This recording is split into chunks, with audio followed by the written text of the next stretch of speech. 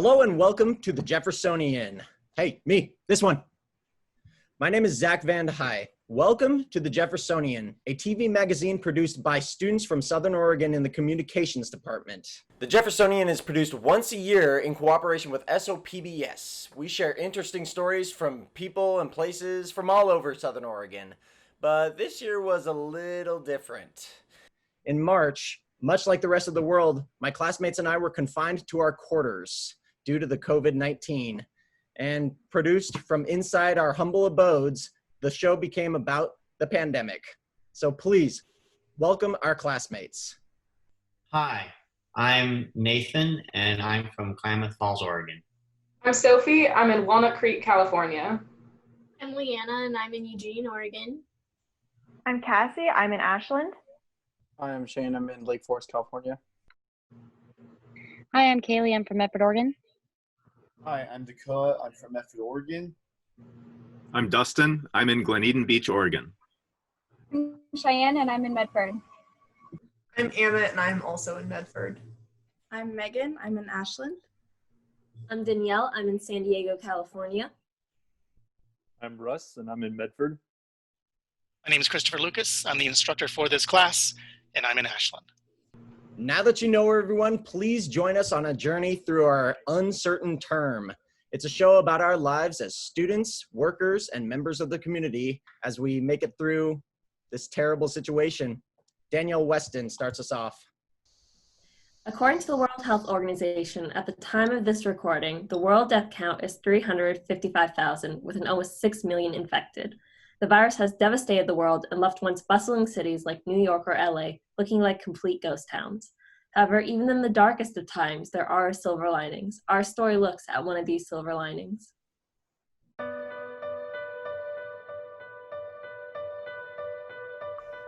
The coronavirus. A deadly virus that has effectively changed every American's way of life. The virus has devastated the country, shutting down everything from schools to factories and leaving once polluted and lively cities like Los Angeles, California, standing empty. However, there is a silver lining. For the first time in a long time, environmentalists are hopeful with the decrease in air pollution as a result of reduced air and vehicle traffic and industrial shutdowns. It's really shifted people's consumption and their personal behaviors. So in doing that, it's shifted economic demand, and it's shifted the effects of consumption on natural ecosystems. This will be the first year that renewables will surpass coal in energy production. Wildlife is doing better with us sort of sheltering in place. It'll be very interesting to see what economists call the elasticity of demand, how much people change their behavior after COVID. So when they go back to college or they go back to their jobs, will they fall back into the same routines of driving to work, or will they walk now? I think the positives we see from this sheltering in place effects, if we believe these are social positives and we want to sustain that going forward, we would have to reflect upon, okay, when we shift back, do we go back to the same societal behaviors or not? The change in air pollution can be seen most clearly at hot tourist spots in major cities. Places like the Indian Arch in New Delhi, India are standing abandoned for the first time in years, and look at how much less air pollution there is. Same with before and after shots of New York. Satellite images over highly polluted places like China show just how much social distancing and quarantine orders have decreased the amount of nitrogen dioxide being released into our atmosphere. So COVID-19 has shown that we're not only as a society prone to a pandemic, but we have very little resilience to one. It's exposing the fragility of our supply chains, fragility of our health system. It's also shown that we've got a severe limited access to outdoor space, nature, and wilderness in many parts of the world, cities and communities. In terms of the health of the environment and ecological systems, such as air quality, where that is of poorer quality, then we've got a much higher prevalence of COVID-19 related deaths. We can build a way of living, rebuild a better society, a better economy that actually connects to nature, that connects to people, and thinks about the economic and social systems in a much more sustainable way. And with COVID-19, to me, it's not just about staying the course. This isn't about coming out surviving. This is about coming out thriving. So we need to think innovatively, we need to be creative, and we need to adapt to everything that we're facing here. According to CBS News, 2020 may see the largest yearly global decline ever in emissions. A new report from the Carbon Briefing is projecting a whopping 5.5 reduction from 2019. The head of the World Meteorological Organization says it could reach 6%. In Southern Oregon, Senator Golden reminds the community to stick with each other in these dark times and to do your own personal part. There are signs of doing things differently in a really positive way. There's lots of informal cooperation going on. You know, people are pretty good at responding to a crisis and helping others if they have a way to do it. So probably the one we hear about the most is making of masks. People around my community are making masks for anyone who needs them, basically. And I've been on, you know, I try to get some exercise. I'm a cyclist, and I don't sew, but I get on my bike and deliver the masks that others make to people who've asked for them. So that's, you know, people can say, well, that's kind of a small thing, maybe not, but it shows that it's something people can do. And I'm always interested in encouraging people to do what they can do. When asked if he had any words for Southern Oregonian residents, Senator Golden had this to say. Please figure out exactly what's most important to you and get with like-minded people and get involved so that we have collectively the power to make the changes that we can see are needed right now in a time of COVID. So even though the situation may seem grim, we can all breathe a little bit easier.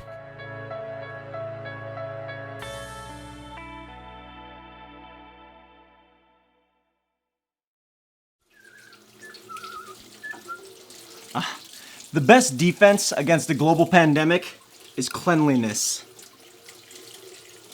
Don't quote me on that.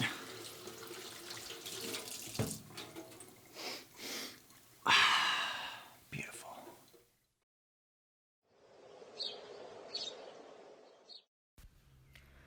Hi, I'm Nathan.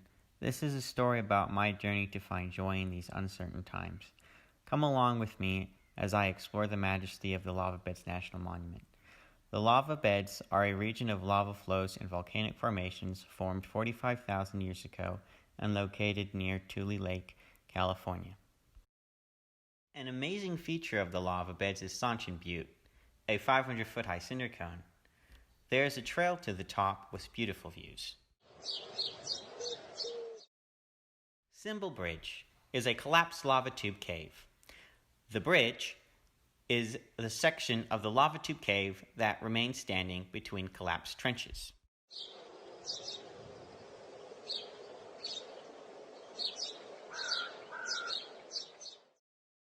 Very old paintings and pictographs adorn the walls of this cave. In these uncertain times, living with COVID-19, I wanted to share my story with you in this special place. Exploring the majesty of the Lava Beds National Monument, traveling on my bicycle, and experiencing nature provides peace and comfort in these changing times.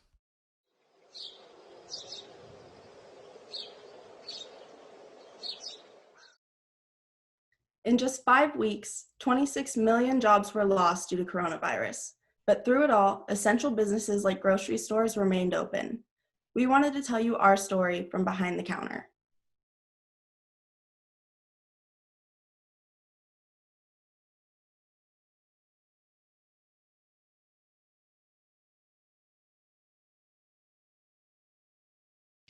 My name is Megan, and I work in the grocery industry.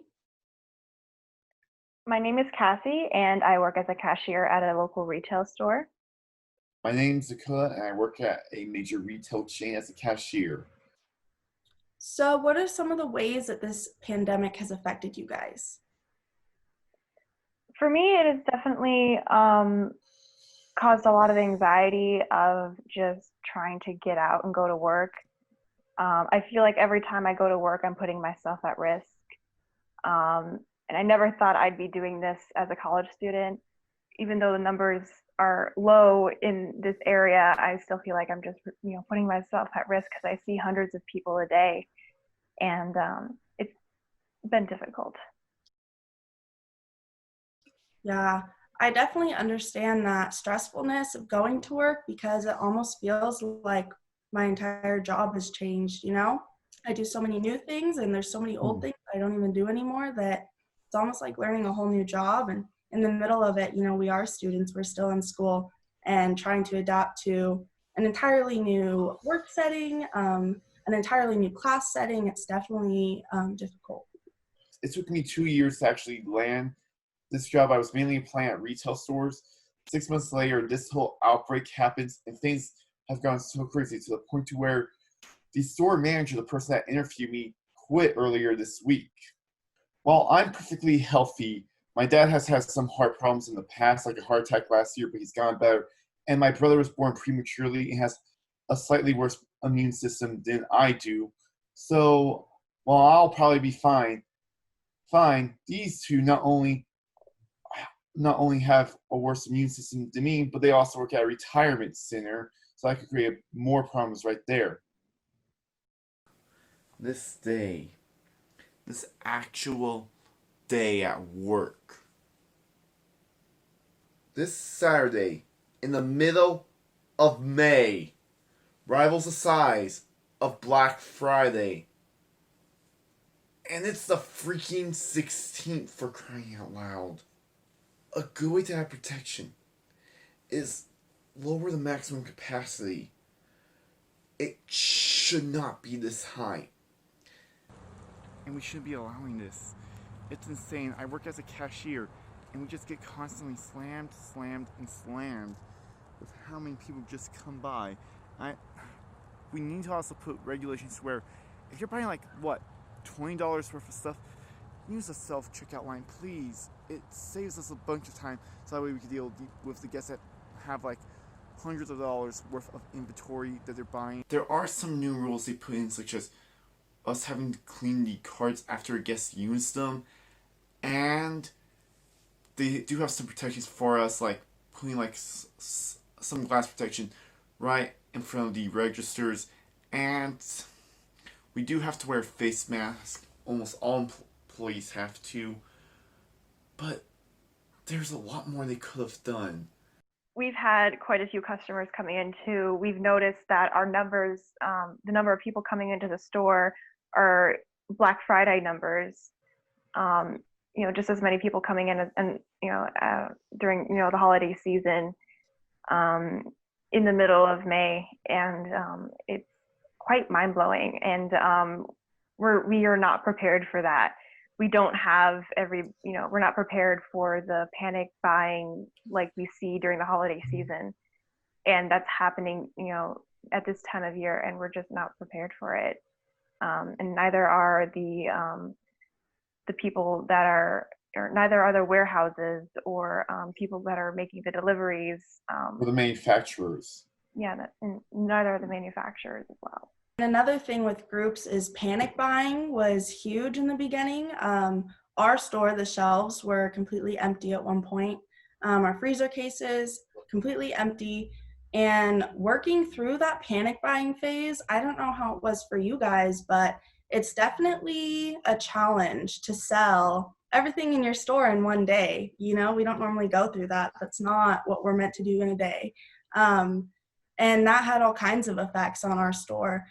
We had to change our hours because now we need more time to restock our shelves. We're now getting in loads that are twice as big. We're doing twice as much work in a night with the same size crew. These just aren't changes that we can make overnight to how quickly people started buying up the product. I had seen the virus all over the news, but for me it didn't feel real until I walked into work one day and the shelves were completely empty. That was the first time I'd ever witnessed panic buying. We ran out of everything from cereal, water, tissues, cleaning products, toilet paper, meat, milk, eggs, canned goods. Grocery spending was up 55% for the week compared to average spending. And of the respondents polled, 97% reported encountering out-of-stock items. the most frequent of which, toilet paper. One aspect of the panic buying I think got overlooked was the effect it had on essential businesses and the individuals working there. We were selling double and triple the amounts of product we normally would as customers flocked to our stores to stock up. The shipments of product coming into stores were now 2 to 3 times larger, so store hours had to change to give employees enough time to restock the empty shelves. And all this panic buying not only had negative side effects on essential workers, but the entire supply chain. The problem is supermarkets have a demand planning system where they can calculate how much of each product is needed daily. However, no one could have foreseen and therefore planned for the increase in demand due to the virus. So the result is product shortages for weeks on end. For my store, it was items like rice, canned goods, and soap. But another large shortage we faced as a country was of masks, gloves, and hand sanitizer, leaving hospitals and other healthcare facilities without necessary equipment. Ultimately, in just a few days, Americans were able to create this huge hiccup in our supply chain that affected grocery stores, healthcare facilities, and the public for weeks. So for those of you who are going to the store, I just want to say, just keep in mind that we're all trying to go through this pandemic together, and we're all trying to do our best to protect ourselves. And just keep in mind that your fellow retail workers are seeing hundreds of people a day, and we're all putting ourselves at risk every time we go out in public, every time we go to work. And just understand, it can be very stressful for us at a time like this where we're doing twice as much of the work, and we're working twice as hard.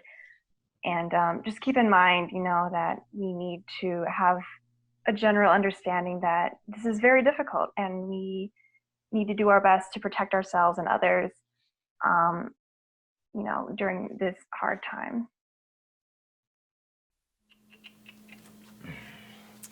When faced with limitations, it's prudent to look within yourself and expand your horizons from inside.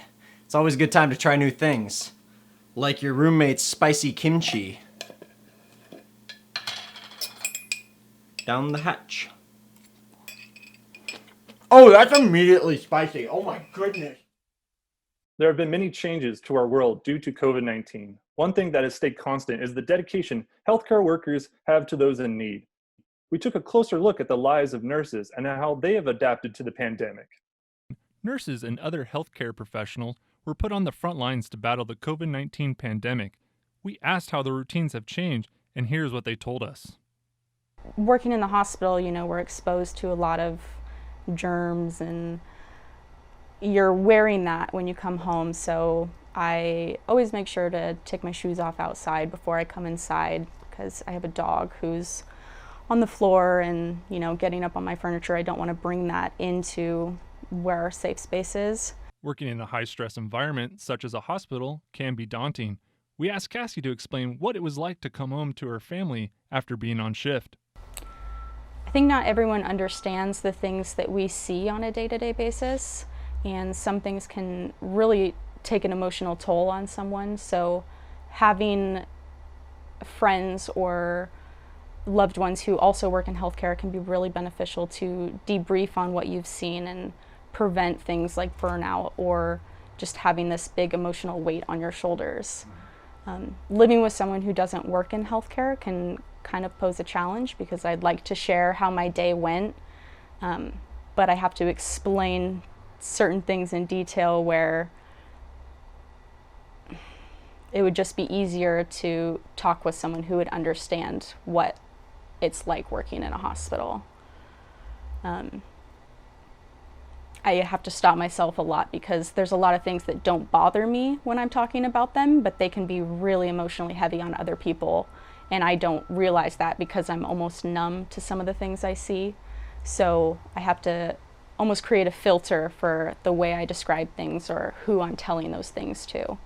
But I think it's really important for your mental health to be able to debrief about those things and not hold on to them and bottle up those really big emotions that you can have after a really long day. In phone interviews, we asked 2 other nurses how work has affected their daily home life. When I work a lot, it affects my home life by not letting me sleep as much. I have a family at home who's loud in the mornings and doesn't always let me sleep. So I sometimes only get like 3-4 hours of sleep a night, and then I have to wake up and go do it again. I'm a mid shifter, so I go in at 2 p.m. and I leave at 2:30 a.m. So sometimes by the time I shower and get home, it's 3:30, 4, and then I'm waking back up again at 8 o'clock in the morning and have to go back. So that's kind of difficult. But other than that, my home life isn't affected. Well, I would say work life can impact my home life simply because I'm tired all the time. I work 9-10 hour days. Doing a lot of critical thinking can be very tiring. So oftentimes when I'm off work, I come home and I don't really want to do much else other than watch TV or relax. So I don't see my friends as much as I used to during the work week. So it impacts me that way. Another way is that the field of nursing that I work in, my patient population, I see often. We see them regularly. I get close to them. You kind of get attached to them and to their families. So that can have an impact as well. Finally, when asked what their primary focus was, we're all here to do the same thing, which is to help our community and make sure that people are as healthy as they can be. From all of us at Southern Oregon University, we thank our brave healthcare workers for supporting our community and staying healthy.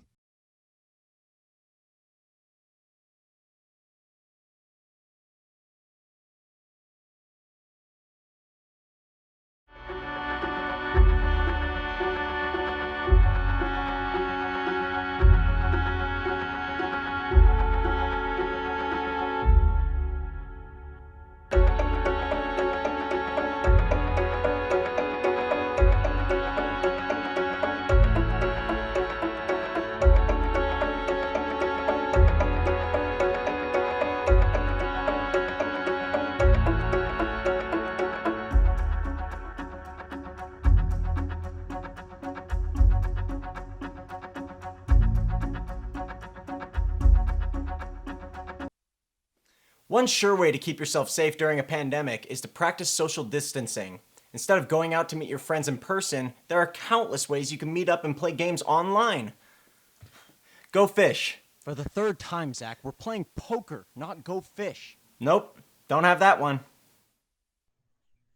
Most of us spend our lives working a 9 to 5 and doing activities that keep us busy. But do we take time to sit down and really work on ourselves? Refining our skills and finding new skills is important for personal growth and necessary for becoming the best versions of ourselves. In our story, we explored some activities you can do at home to expand your personal horizons during quarantine. Whether you're in lockdown or social distancing, there's plenty of activities you can do to expand yourself on a personal level. During this time, it's also very important to self-reflect and become the best version of yourself. With that in mind, here are 5 activities you can do with plenty of downtime to help you stay positive and grow personally. The first activity you can do is painting. Painting or any type of arts and craft is a good way to stimulate creativity in your brain, and it's important to remember that you don't need to be a pro in order to do anything artistic. Next is cooking. Whether it's learning new recipes or perfecting old ones, cooking is always a fun way to challenge yourself. It's also a handy skill to show off to friends and family. Another activity you can do is working out. Staying active is very important to get the blood flowing in your body, and it helps release dopamine to help stay positive. You can do HIIT workouts, dance routines, or anything to keep you active. A therapeutic way to relax is to spend time with your pets. Spending time with animals can reduce stress during this hard time, and it is a good way to bring positivity and comfort in your life. The last activity you can do is listen to or play music. Just like painting, music helps stimulate creativity and can reduce stress and anxiety. To take a closer look at how listening to music or playing music can positively affect you, here's Sophie. Today we have some very special guests joining us. Gio Beatis, Logan Rickard, and Trevor Brummett are local Ashland musicians that have been using music as a tool for connectivity during this coronavirus pandemic. Welcome, guys. Thank you so much for being here. Yeah, thank you for having us. Yeah. All right. So can you tell me how you guys started playing together? Logan and I met early on in college, had similar music tastes and really enjoyed each other's personalities and hit off a great friendship. Yeah, we have a lot of the same classes together through our early experiences of college. And then eventually when Gio was doing a lot of choral stuff, he met Trevor last year. When you guys do play together, obviously since you live together, what styles of music do you usually like to play? I feel like we all end up jamming on blues a lot together. Yeah. Kind of just happens sort of situation where you get musicians together.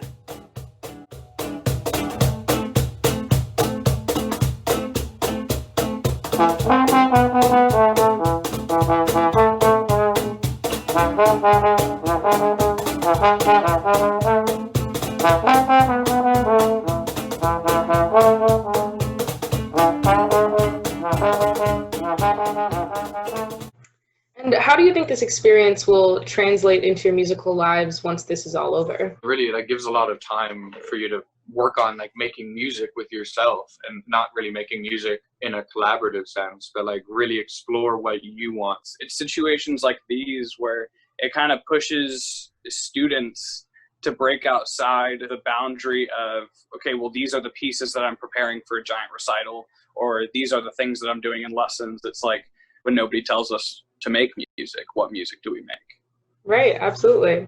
Well, thank you so much for meeting with me today, you guys. It sounds like you're working on some really incredible stuff, and can't wait to hear what you come up with afterwards.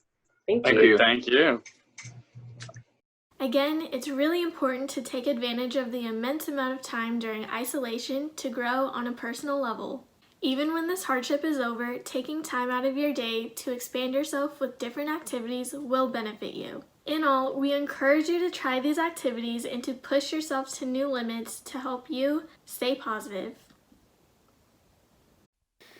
During times of crisis, it's never a bad thing to be too You really can never be too careful.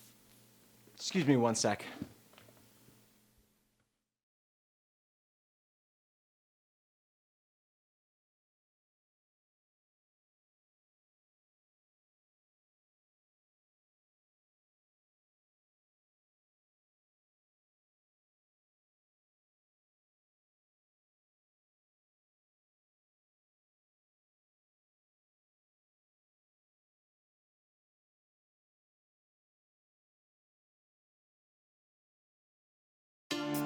Light me up, don't you stop, 'cause tonight it's on the line. Show me how you get on down, close my eyes, take me for a ride.